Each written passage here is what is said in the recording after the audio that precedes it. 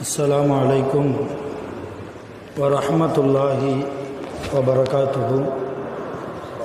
الحمد لله رب العالمين والصلاة والسلام على سيدنا محمد وعلى آله وصحابه وأتباعه أجمعين، أما بعد. أعوذ بالله من الشيطان الرجيم. بسم الله الرحمن الرحيم. يا أيها الذين آمنوا اتقوا الله وكونوا مع الصادقين. وقال نبينا محمد رسول الله صلى الله عليه وسلم: لا تصاحب إلا مؤمنا ولا يأكل طعامك إلا تقي. صدق الله مولانا العظيم وصدق رسوله النبي الكريم، ونحن على ذلك من الشاهدين والشاكرين والحمد لله رب العالمين. எல்லா புகழும் அல்லாஹ் ஒருவனுக்கே உரித்தாகட்டுமாக. அல்லாஹ்வின் சாந்தியும் சமாதானமும் ஈருலக சர்தார் கண்மணி முஹம்மதுர் ரசூலுல்லாஹி ஸல்லல்லாஹு அலைஹி வஸல்லம் அவர்கள் மீதும், நற்பாக்கியங்கள் நிறைந்த ரசூலுல்லாஹ்வின் குடும்பத்தார்கள், சத்திய சஹாபா பெருமக்கள், தாபிஈன்கள், தபாய் தாபிஈன்கள், நாதாக்கள், சுஹதாக்கள், சாலிஹீன்கள், அல்லாஹ்வுடைய கட்டளையை நிறைவேற்றுவதற்காக பள்ளிவாசலுக்கு வந்திருக்கிற, இனிமேல் வர இருக்கிற அத்தனை நல்லடியார்கள் மீதும் அல்லாஹுவின் சாந்தியும் சமாதானமும் என்றென்றும் நின்று நிலவட்டுமாக. ஆமீன். சங்கையான ஜமாத்தார்களே, பெரியோர்களே, ரப்பு சுப்ஹானஹு வ தஆலா உலகத்தில் மனிதர்களாக நம்மை படைத்திருக்கிறார். மனிதர்களிலும் சிறந்தவர்களாக முஸ்லிம்களை, மூமின்களை அல்லாஹ் ஆக்கியிருக்கிறான். அல்லாஹுவால் சிறப்புப்படுத்தப்பட்ட மூமின்களாக, முஸ்லிம்களாக நாம் எல்லாம் இருக்கிறோம். அல்ஹம்துலில்லாஹ். அதே நேரத்தில் அல்லாஹ் ஜல்ல ஷானஹு வ தஆலா மனிதர்களை எப்படி வாழச் சொல்கிறான் என்கிற கண்ணோட்டத்தில் குர்ஆனை நாம் எடுத்து பார்க்கிற போது ஒரு ஆயத்தில் அல்லாஹ் இப்படி சொல்கிறான்: யா அய்யுஹல்லதீன ஆமனு, ஓ இறை நம்பிக்கையாளர்களை, இத்தகுல்லாஹ், அல்லாஹ்வை நீங்கள் பயந்து கொள்ளுங்கள். வகூனு மஅஸ் சாதிகீன், நல்லவர்களோடு நீங்கள் இருங்கள். உங்களுடைய பழக்க வழக்கம் என்பது நல்லவர்களோடு அமையட்டும் என்று அல்லாஹ் ஈமான் கொண்ட ஈமான்தாரிகளை பார்த்து பேசுகிறார். ஆக உலகத்தில் வெறுமன மூமீனாக இருந்தால் மாத்திரம் போதாது.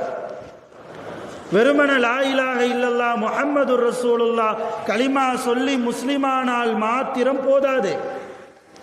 இரண்டு தன்மைகள் இருக்க வேண்டும் ஒரு மூமினிடத்திலே. முதலாவது தன்மை, அவன் அல்லாஹ்வுக்கு பயப்பட வேண்டும். இத்தகுல்லாஹ், அல்லாஹ்வுடைய தக்வா என்பது அவனுடைய நெஞ்சிலே இருக்கணும். இரண்டாவது, அவன் நல்லவராக வாழ வேண்டும், நல்லவர்களோடு பழகவும் வேண்டும். இதை அல்லாஹ் விரும்புகிறான். நீங்கள் நல்லவர்களாக வாழுங்கள், என் சுவனம் வேண்டுமா, நீங்கள் நல்லவர்களோடு பழகுங்கள் என்கிறான் அல்லாஹ். கபரிலே உங்களுடைய கபரு விசாலப்படுத்தி சுவனத்து பூஞ்சோலையாக ஆக்கப்பட வேண்டுமா, நீங்கள் நல்லவர்களாக வாழுங்கள், நல்லவர்களோடு வாழுங்கள் என்கிறான் அல்லாஹ். எல்லாவற்றிற்கும் மேலாக நாளை கியாமத்தில் என் அரிசினுடைய நிழல் உங்களுக்கு வேண்டுமா, நல்லவர்களோடு நீங்கள் இருங்கள் என்கிறான் அல்லாஹ். நபி ஸல்லல்லாஹு அலைஹி வஸல்லம் அவர்களுடைய மேலான ஷஃபாஅத் என்கிற சிபாரிசு கியாமத் நாளில் உங்களுக்கு கிடைக்க வேண்டுமா, நீங்கள் நல்லவர்களாக வாழுங்கள், நல்லவர்களோடு இருங்கள் என்கிறான் அல்லாஹ். இப்படி பேசிக்கொண்டே போகலாம்.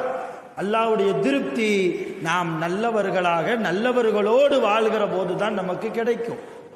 அல்லாஹ்வுடைய ரஹ்மத் எப்பொழுது கிடைக்கும்? நாம் நல்லவர்களோடு பழகுகிற போது, நாம் நல்லவர்களாக வாழ்கிற போதுதான் கிடைக்கும். அல்லாஹ்வுடைய பரக்கத், அல்லாஹ்வுடைய ரிலா என்கிற பொருத்தம், எல்லா விஷயமும் நாம் நல்லவர்களாக வாழ்கிற போது, நல்லவர்களோடு நம்முடைய பழக்கத்தை உண்டாக்கி கொள்கிற போதுதான் கிடைக்கும். ஒரு நல்ல மனிதர் கெட்டவரோடு அவருடைய பழக்கத்தை வைத்து கொண்டால் அவரிடத்தில் இருக்கிற நல்ல பழக்கம் கூட கெட்ட பழக்கமாக மாறும். அதுவரைக்கும் 5 வக்து தொழுகையை தொழுது கொண்டிருப்பார். இமாம் ஜமாத்தோடு தக்பீர் தஹரீமாவோடு தொழுகையினுடைய சட்டங்களெல்லாம் தெரிந்து அல்லாவை பயந்து முதல் சஃபிலை இமாமுக்கு வலது பக்கம் நின்று அழகாக தொழுகுவார். ஆனால் என்றைக்கு அந்த நல்ல சாலிஹான மனிதர் கெட்ட மனிதரோடு, தொழாத மனிதரோடு, பள்ளிவாசலுடைய தொடர்பு இல்லாத மனிதரோடு, பெற்றோர்களை கவனிக்காத மனிதர்களோடு, இல்லையா, பிள்ளைகளை ஒழுங்காக ஒழுக்கத்தோடு வளர்க்காத மனிதர்களோடு அவர் பழகுகிற போது நாள் ஆக ஆக அவருடைய இந்த இபாதத்தெல்லாம் அடிபட்டு போகும். இதுதான் யதார்த்தம். இதுவே ஒரு கெட்ட மனிதர் நல்ல மனிதரோடு பழகிற போது தொழாத மனிதன் கூட தொழுகைக்கு வந்து விடுவார், இல்லையா? அதுவரைக்கும் குர்ஆன் ஓத தெரியாது, குர்ஆன் ஓத வேண்டுமே என்கிற நியத்து கூட அவருடைய கல்விலை இருந்திருக்காது. ஆனால் ஒரு நல்ல மனிதரோடு அவர் பழக்கத்தை வைக்கிற போது அருமையானவர்களே என்ன நடக்கும்? நானும் குர்ஆன் ஓத வேண்டுமே, நானும் தொழ வேண்டுமே, நானும் தொழுகையில் நிறைய சூறாக்களை தெரிந்து கொண்டு ஓதி தொழ வேண்டுமே, தொழுகையுடைய சட்டங்கள் எல்லாம் தெரிந்து நான் தொழ வேண்டுமே என்கிற ஒரு ஆர்வம் அந்த கெட்ட மனிதருக்கு யாரால் கிடைக்கிறது? நல்ல மனிதரோடு பழகிற போது கிடைக்கிறது. நல்ல மனிதர்கள் எப்போதும் அல்லாஹ்வை நினைத்து கொண்டே இருப்பார்கள். அல்லாஹ் குர்ஆனில் சொல்கிறான், வஸ்பிர் நஃப்ஸக மஅல்லதீன யதுஊன ரப்பஹும் பில் கதாத்தி வல் அஷி. காலையிலும் மாலையிலும்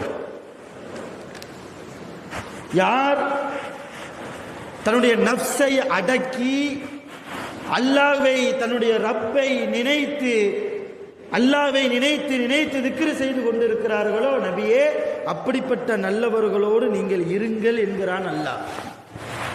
நபியை விட நல்லவர்களை உலகத்தில் பார்க்க முடியுமா? 100% ரசூலுல்லாவை தவிர யாராவது நான் மிக பியூர் நல்லவன் சொல்ல முடியுமா?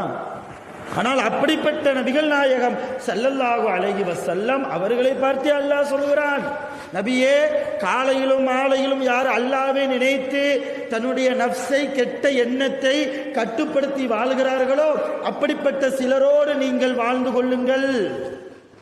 நாமெல்லாம் எம்மாத்திரம் அருமையானவர்களே யோசிக்கணும். நபி ஸல்லல்லாஹு அலைஹி வஸல்லம் நல்லவர்களோடு வாழுங்கள் என்கிறார்கள். பூவோடு சேர்ந்த நார் மணப்பது போல உங்கள் உள்ளம் கெட்ட உள்ளமாக இருந்தாலும், அழுக்கு படிந்த உள்ளமாக இருந்தாலும், கரை படிந்த உள்ளமாக இருந்தாலும், நீங்கள் நல்லவர்களோடு சார்கிற போது, நல்லவர்களோடு உங்கள் பழக்கம் இருக்கிற போது நம்முடைய உள்ளம் தூய்மையான உள்ளமாக மாறுகிறது, மனம் கமழுகிற உள்ளமாக மாறுகிறது, பாலை போல வெண்மையான உள்ளமாக மாறுகிறது. அழுக்கு இல்லாத, மாசு கலக்காத, அல்லாஹ் மாத்திரமே குடிகொள்ளக்கூடிய உள்ளமாக நம்முடைய உள்ளம் எப்பொழுது மாறும்? நல்லவர்களோடு நாம் நம்முடைய பழக்கத்தை வைத்தால்தான்.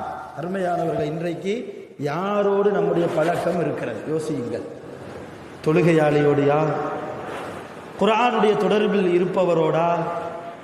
அல்லாஹ்வுடைய நினைவிலேயே சதா காலையில் எழுந்தது முதல் இரவு தூங்குகிற வரைக்கும் ரப்புடைய நினைப்பிலேயே இருப்பவரோடா நம்முடைய பழக்கம் இருக்கிறது? யார் குடும்பத்தை கெடுப்பாரோ, தொழுகையினுடைய தொடர்பு இல்லாமல் இருப்பார்களோ, குர்ஆனுடைய தொடர்பு இல்லாமல், பள்ளிவாசலுடைய தொடர்பு இல்லாமல், தீனுடைய தொடர்பு இல்லாமல் இருப்பார்களோ அவர்களோடு அல்லவா நம்முடைய பழக்கம் இருக்கிறது. இன்றைக்கு எப்படி நம்முடைய உள்ளம் தூய்மையான உள்ளமாக மாறும்? அருமையானவர்களே, நபி ஸல்லல்லாஹு அலைஹி வஸல்லம் அழகா ஒரு ஹதீஸ்ல சொன்னாங்க, நல்லவர்களோடு நீங்கள் அந்த சபையில் உட்கார்றதே பரக்கத்துனாங்க ரசூலுல்லாஹ். அதுக்கு உதாரணம் கூட சொன்னாங்க, இன்னமா மஸலுல் ஜலீஸி ஸாலிஹ். நல்லவர்கள் இருக்கிற கூட்டத்தில் உட்காருவதற்கு உதாரணம் என்ன தெரியுமா? கஹாமிலில் மிஸ்க். கஸ்தூரி வியாபாரம் செய்யக்கூடியவரோடு பழகுவது போல. நல்லவர்கள் நிறைந்த சபையில் உட்காருவது கஸ்தூரி விற்கக்கூடிய அந்த மனிதரோடு பழகுவது போல என்ன நடக்கும்? அவரிடத்திலிருந்து நாம் கஸ்தூரியை வாங்கி கொள்ளலாம், நன்றா மனமாக இருக்கும். குறைந்தபட்சம் அவர் பக்கத்தில் போகிற போது கஸ்தூரி வாடையாவது நாம் நுகர்ந்து கொள்ளலாமா இல்லையா? இப்படித்தான் நல்லவர்கள் சபையில் நீங்கள் உட்காருகிற போது ஒன்று உங்கள் உள்ளம் மாறும், அல்லாஹ்வுடைய தக்வா நிரம்ப கிடைக்கும், அல்லாஹ்வுடைய இஹ்லாஸ் கிடைக்கும், உங்கள் எண்ண ஓட்டங்கள் சரியாகும். ஷைத்தான் உங்களை கெடுப்பதற்கு அவனுக்கு மிகவும் சிரமமாக இருக்கும். குறைந்தபட்சம் பாவங்கள் செய்யாமல் நீங்கள் தப்பிப்பீர்கள் என்கிறார்கள் நபிகள் நாயகம் ஸல்லல்லாஹு அலைஹி வஸல்லம். அதே போன்று கெட்ட மனிதரோடு உட்காருவது ரசூலுல்லாஹ் சொன்னாங்க, நாஃபிகில் கீர், இரும்பு பட்டறையில் வேலையை பார்க்கக்கூடிய ஒரு மனிதரோடு உட்காருவது போல. போக முடியுமா?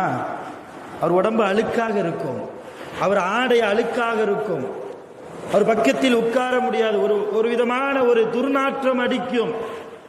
அவர் வேலை பார்த்து கொண்டிருக்கிற போது நாம் தூய்மையான ஆடையை உடுத்தி கொண்டு அந்த இடத்திற்கு போக முடியுமா?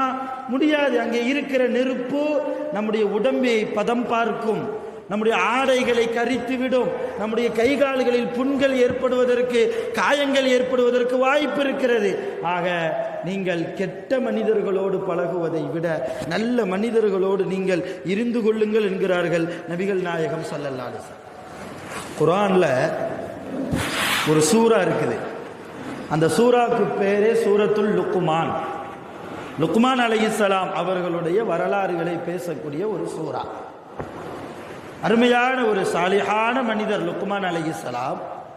அவங்க தம் மகனுக்கு செய்த உபதேசம் நமக்கு ஹதீஸ்ல இருக்குது, வரலாறுல இருக்குது. அவங்க சொன்னாங்களா, யா புனை, என் அருமை மகனே, லியகுன் அவ்வளு ஷையின் தக்ஸிபுஹு பஅதல் ஈமான் பில்லாஹ், அல்லாஹ்வை ஈமான் கொண்டதற்கு பின்னால் நீ சம்பாதிக்கக்கூடிய முதல் காரியம் என்ன தெரியுமா?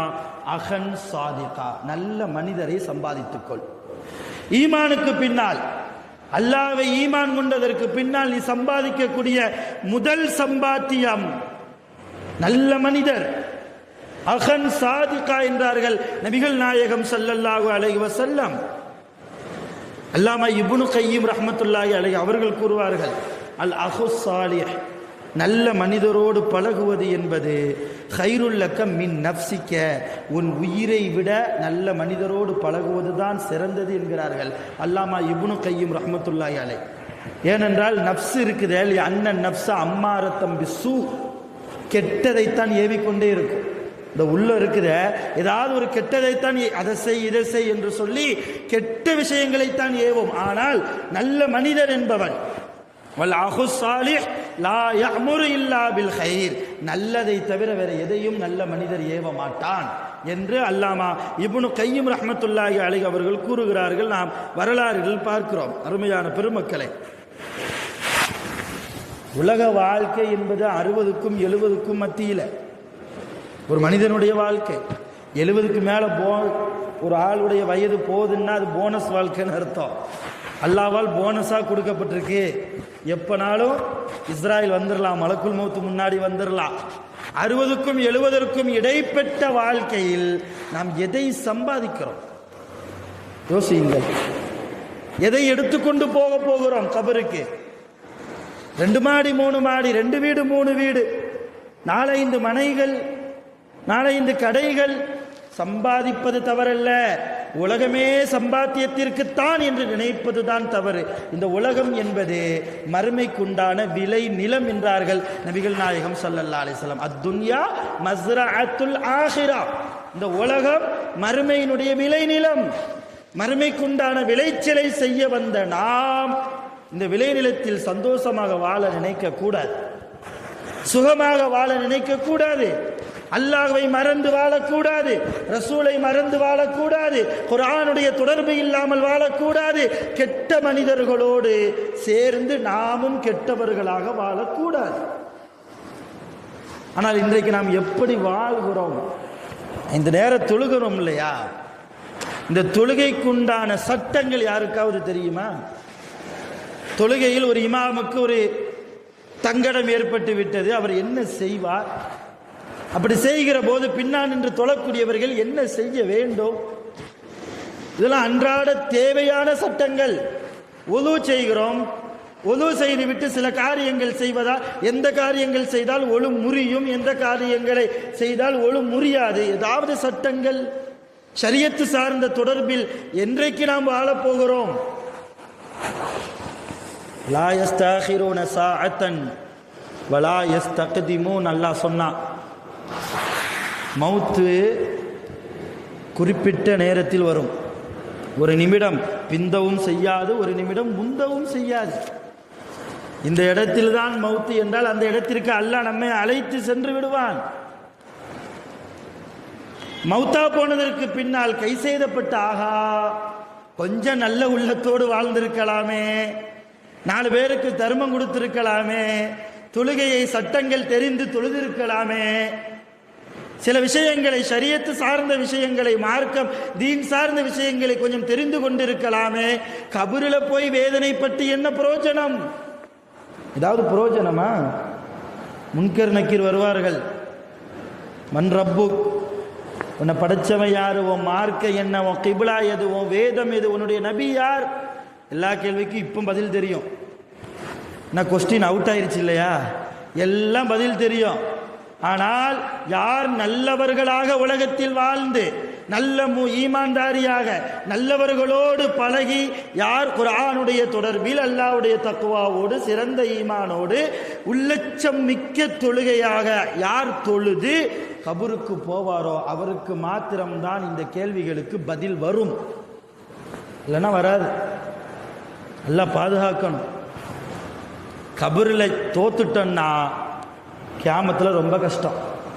அல்லாஹ்வுடைய ரஹ்மத் இருந்தால் மாத்திரம்தான், போனா போதுன்னு அல்லாஹ் மன்னிச்சு விட்டால் மாத்திரம்தான் நாம் போகக்கூடிய இடம் சுவனம். கபரில் தோற்றுவிட்டால், கபரில் நமக்கு கேட்கக்கூடிய கேள்வி கணக்குகளுக்கு நாம் முறையாக பதில் சொல்லாவிட்டால் கியாமத்து நமக்கு சந்தேகம்தான். சையதுனா உஸ்மான் ரலியல்லாஹு கபிரிஸ்தானுக்கு அடிக்கடி போவாங்க, மையவாடி. அங்கே இருக்கிற கபரை பார்த்து பார்த்து அழுவாங்க.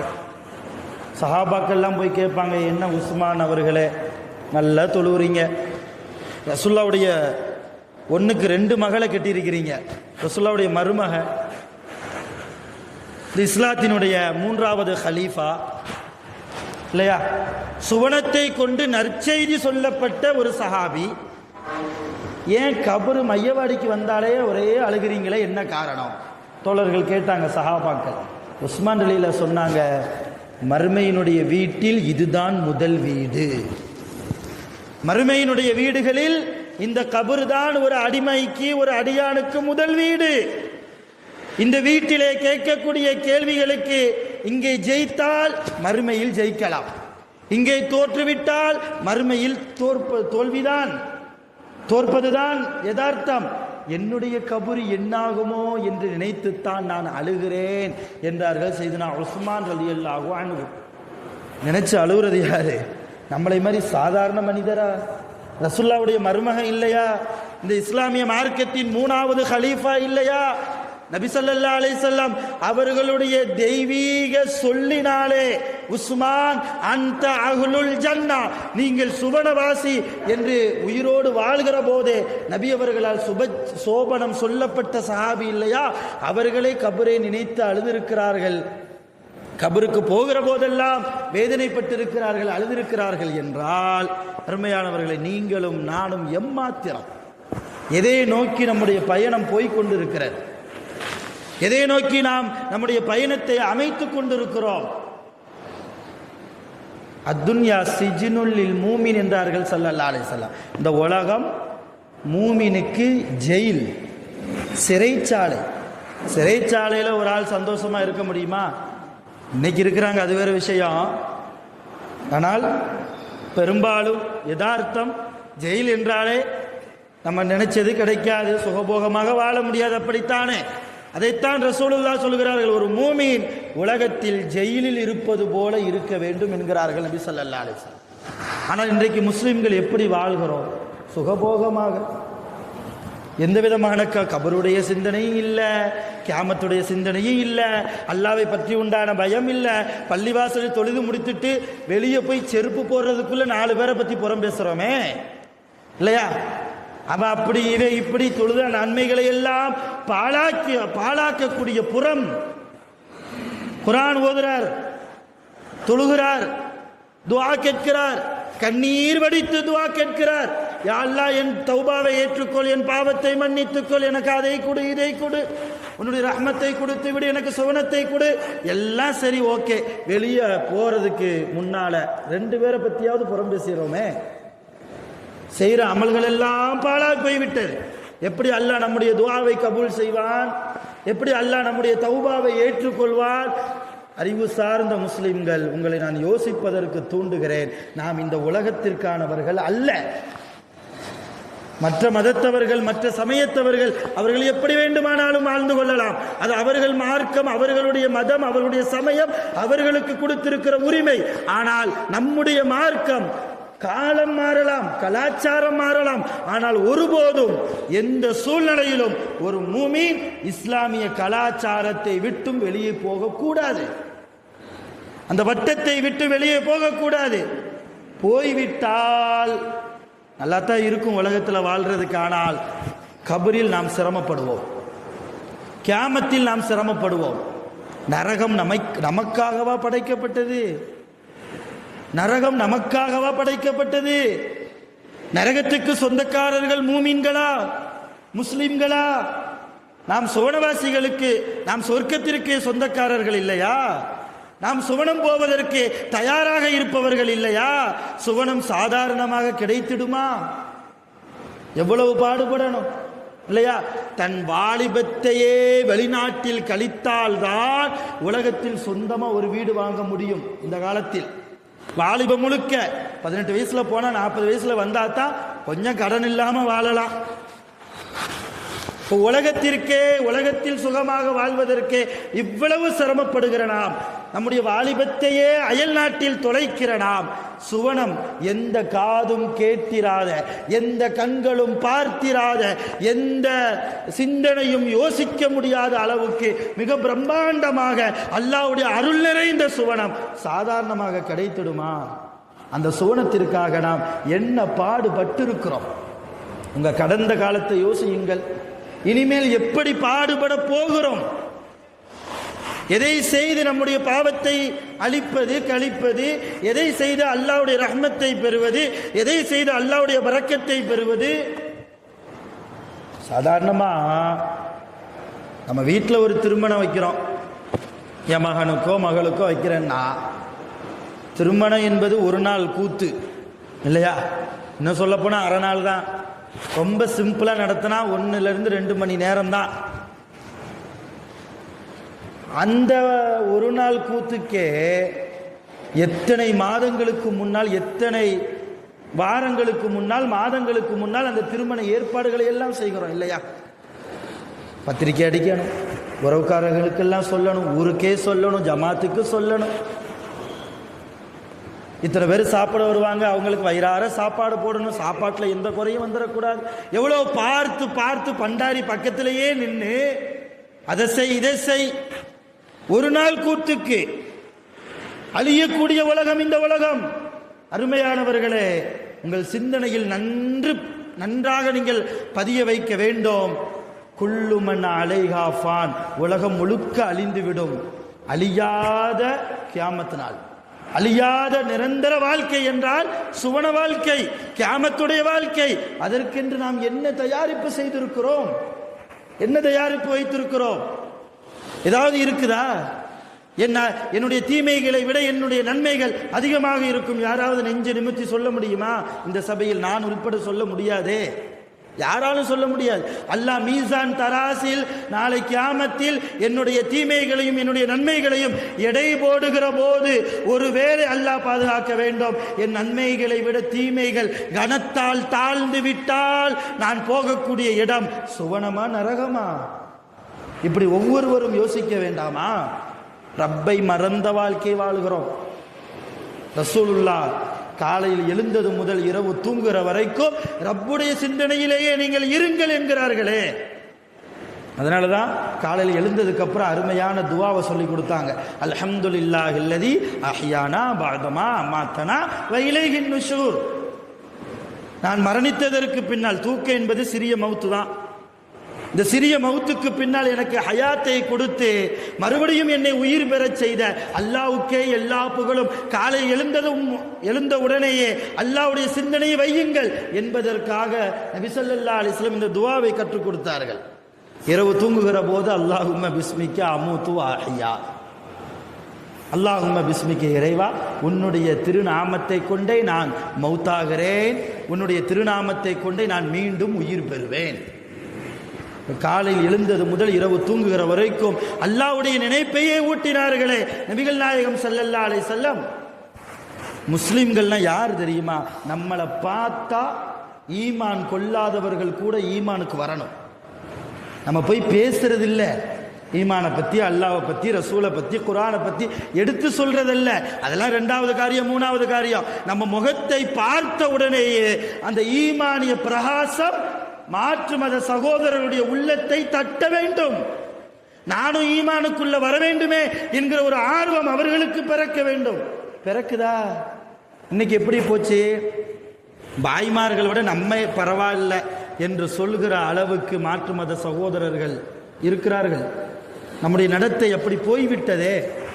இப்போ எதை நோக்கி பயணம்? நாமும் நல்லவங்களா இல்லை, சரி நல்லவர்களோடு பழகிறோமா, அந்த பழக்கமும் நல்ல பழக்கமாக இல்லை என்றால் உலகத்தில், இந்த உலகத்திற்கு நாம் எக்ஸ்ட்ரா லக்கேஜ், தேவையில்லாத ஒரு சுமைதான். பூமி நம்மை திட்டிக் கொண்டே இருக்கிறது என்கிறார்கள் நபி ஸல்லல்லாஹு அலைஹி வஸல்லம். நீ பிரயோஜனமாக வாழ்கிறாயா? அல்லாஹ்வை பயந்து வாழ்கிறாயா? குர்ஆனை சுமந்து வாழ்கிறாயா? குர்ஆனுடைய வாழ்க்கையாக உன்னுடைய வாழ்க்கை இருக்கிறதா? என்னை பின்பற்றி நீ வாழ்கிறாயா? பூமி உன்னை சுமப்பதில் பெருமை கொள்கிறது என்றார்கள் நபி ஸல்லல்லாஹு அலைஹி வஸல்லம். இதற்கு நேர் மாற்றமாக தொழுகை இல்லை, குர்ஆன் திலாவத்து இல்லை, நல்ல தான தர்மங்கள் இல்லை, வசதி வாய்ப்பு இருக்க, ஹஜ்ஜி இல்லை, உம்ரா இல்லை, குர்ஆனுடைய தொடர்பு இல்லை, நல்லவர்களுடைய பழக்கம் இல்லை. பூமி உன்னை ஒவ்வொரு வினாடியும் திட்டிக் கொண்டு இருக்கிறது. என்ன திட்டுது தெரியுமா? ஒரு நாள் மவனை எனக்குள்ள நீ வந்துதானே ஆகணும், பொலாமலையா இருக்கிற என் மீது, என் முதுகின் மீது எவ்வளவு கம்பீரமாக நெஞ்சை நிமிர்த்தி நடக்கிறாயே, ஒரு நாள் எனக்குள்ளே நீ வந்துதானாக வேண்டும், அப்பொழுது உன்னை நான் பார்த்து கொள்கிறேன் என்று பூமி ஒவ்வொரு கெட்ட மனிதரையும் பார்த்து பேசுகிறது என்றார்கள் நபிகள் நாயகம் ஸல்லல்லாஹு அலைஹி வஸல்லம்.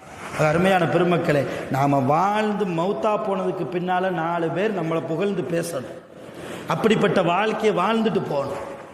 சும்மா ஏதோ பிறந்தோம், ஏதோ வாழ்ந்தோம், சாப்பிட்டோம், தூங்கினோம், திருமணம் முடித்தோம், குழந்தைகளை பெற்றெடுத்தோம், அந்த குழந்தைகளுக்கு திருமணம் முடிச்சு வச்சோம், பேரம்பேத்திகளை பார்த்தோம், 4-5 தலைமுறையை பார்த்தோம், பிரயோஜனம் இல்லை.